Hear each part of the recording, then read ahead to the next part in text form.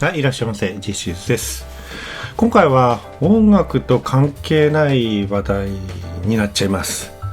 うちは音楽喫茶の雰囲気でお届けしているわけだし、たまにはね、恋愛相談とかもいいかなと思いましてね。すいません。インドのウイスキーについてでございます。今回は恋愛相談じゃないです。すいません。で、その理由は、実はここだけの話なんですけど、しばしのねお告げをねいただいたからではなく、安いからだよ、安いからだって今日本はすごい円安なんですよ。円安物価高で生活が大変じゃないですか。ウイスキーもね一頃のねずいぶん値上がりしてたのが一旦ちょっとは落ち着いたようですが、それでも我々日本人なのに国産モルトは高くてなかなか口にできないぐらいの状況でございまして、安くていいものがあったら話題にしちゃおうということで、今回インドのウイスキーになります。よろしくどうぞ。今回取り上げさせていただくのはインドのお酒の中でもポール・ジョーン蒸留所の製品になりますね。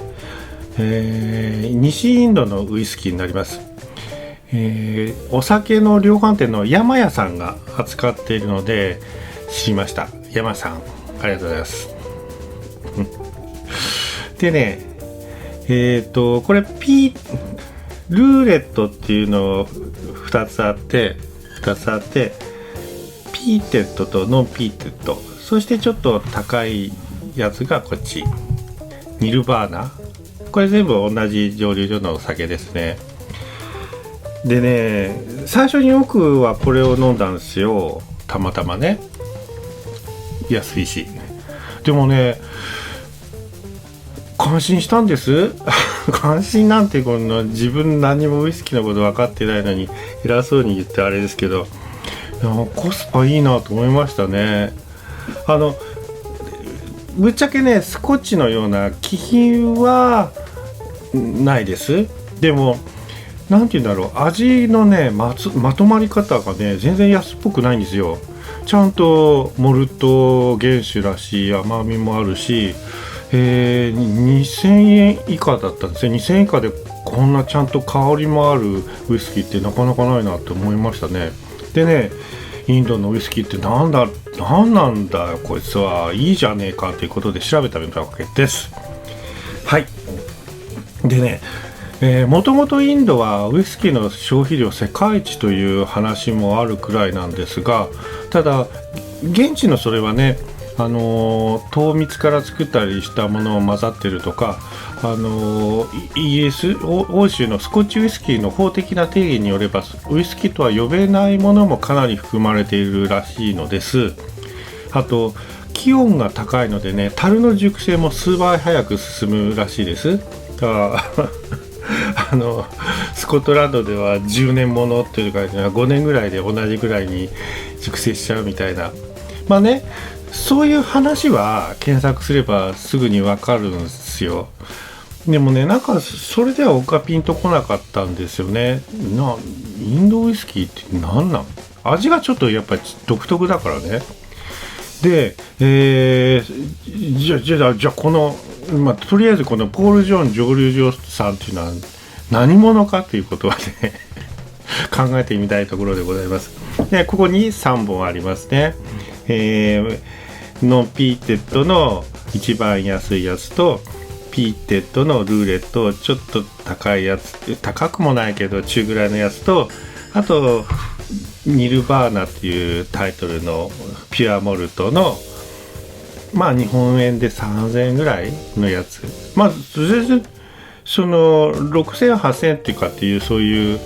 有名なお酒とは比べると半分ぐらいのコストでねこれ飲めてしまうというやつでございます。でこの西インドが何かっていうとね、ゴアっていうリゾート地がありましてね、そもそもでその近くで作られてるんですよ。でゴアっていう場所はもともとポルトガルの支配地で東洋のローマと呼ばれ、歴史ある教会結構ねすごいのいっぱいあって、美しいリゾートビーチが広がってるんですよ。いやこんなこと言っちゃ失礼ですけど、その海はなんとインドなのにゴミも少ないという皆さんが動画で感心していた綺麗な海がございましてですね、いや本物のリゾートなんですよ。要するにそこは西インドのゴアっていうねその一帯は。でただねやっぱりそのリゾート地域もですよ、高級ホテルを一歩出てしまうとそこに広がる街並みはねやっぱりインドなんですよね。まあそれはそうだ、インドだ。はい。で、そのポール・ジョーン蒸留所がどんなところにあるかというと、Google で見る限りはね、どうももっと工場地帯みたい。なんかね、そんな感じなんですよ。今稼働してたんじゃないかな。なんか電線が途絶えてたりするから。で、その工場地帯の一角を買い取って蒸留所にしたみたい。大丈夫なんですか？水質とか。これね、日本のウイスキーだと水にこだわるのが基本だと思うんですよね。サントリーの山崎とかね、やっぱいい水のところでやってらっしゃると思いますよ。工場地帯のいやーそうねこのポール・ジョーンの工場地帯の地下水が特別に上質かというとありそうは思えないんですけどどうなんでしょう。ただね知っておきたいのは西インドは赤土なんですね。テラライトと呼ばれる土壌だそうです。で鉄分が多くて酸化鉄となって赤い色を帯びてる土、グランドキャニオンとかもアメリカのそうらしいんですけど、全体的にね鉄の多い土地で赤色を帯びてる。でそんな土壌がねこのどうなんだ独特の味わいに影響しているのかもと僕は想像するんですけど、どうでしょう。なんか知ってる方がいたらぜひ教えていただきたいんですけど、まあねウイスキーの味を形作るものはよく知られてますよね。水もあり原料もあり蒸留方法もあり使用している樽、まあ様々な要素があるんで僕には正確なことはわからないんですけど、でもなんかねこの独特の癖がねこのウイスキーあるウイスキーだけどすごくねインドの中でも美しい地域で作られているのは事実だし、そこでね高級ウイスキーの製造にチャレンジしたということは知っておいていいことじゃないかなと思います。行ってみたいですよね。東洋のローマ西インドのリゾートでございます。ちなみに日本で飲めるインドの有名なウイスキーとして実は僕はまだ飲んでないんですけど、インドリというねボトル注目されてますよね。こっちは北インドですね。ピカデリー蒸留所っていうらしいんですけど、 Google で見るとね本社は思いっきり平地にあるんですが蒸留所は複数抱えているらしくて、中にはヒマラヤのに近いような水を使った製造所もあるのかもしれない。とてもね評判がいいですねインドリは。ただいかんせんインドリは高い。ヨドバシ通販でね税込み8500円ぐらいします。ちょっとねまだ飲めないですね。僕は頑張って動画作りしましょう。はい。さて西インドのリゾート地ゴアから届けられるウイスキーは果たして美味しいのか。じゃじゃん。ちょっと失礼します。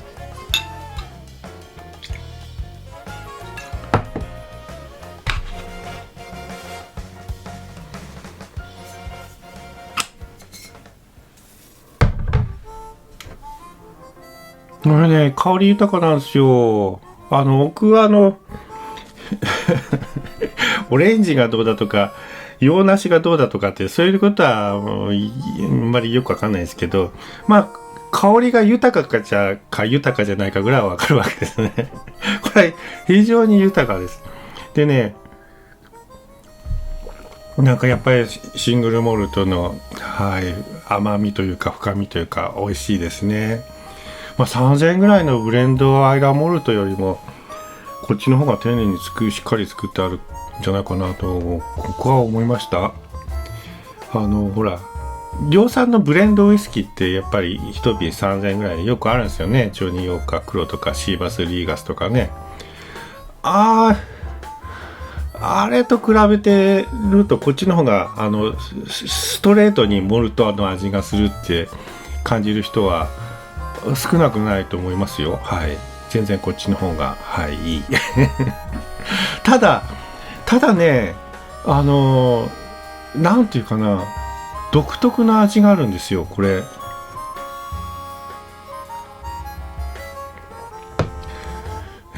どう表現したらいいかね。なんかね、フルーツとかじゃないむしろ枯葉みたいな塩漬けにした枯葉みたいな独特のね何かがねベースにあって、それが受け入れられるかどうかっていうのはちょっと人によるかもしれないとは思います。でこっちの安めのブレンドの方はそつなくまとめてあるんだけど、こっちのニルバーナはそこをねもう本気でしっかり俺たちはこれだっていう、俺たちは塩漬けにした葉っぱみたいなやついくぜみたいなはっきり出てますね。これぜひ皆さん知らないと思いますよ。この味のことをね挑戦してみてください。まあね例えてみればアイラのヨード臭さみたいなもんかもしれません。で西インドの赤土臭さがこれに出てやってるのかもしれません。最初ねこれはこれはないわって僕は正直思ったんだけど、でもねこれをこう飲んだ後すごく香りすぎて翌日にもなんか雰囲気が体にまとって残ることがあるじゃないですか。これね翌日に残ったこのニルバーナの独特の雰囲気がね意外にも悪くなかったんですよ。あれ枯葉だったんじゃないの？あれなんか日本では経験したことのない、生まれて初めて経験する大自然のね空気に包まれているような、もうねなんかやっぱこれはインドのパワーなのかなとかってなんか豊かな気持ちになっちゃいましたね。でね思ったんですよこれはありだぜってまあ日本人はねもともと海藻を好んで食べる、からヨード好きってことはありますけど、だからヨードが入っているアイラとか好きなのはまあ日本人が好むのは分かるんですけど、同じように西のインドのウイスキーが好まれることはあまりないかもしれないです。でもこれはこれでねこの独特の癖がはまればコスト重視のモルト系つうことで注目していいウイスキーではないかなと僕は感じました。別に何もお金もらってるわけじゃないですからねちなみに西インドはポルトガルということでしたら僕趣味ギターですからポルトガルギターっていうのもあったんですね。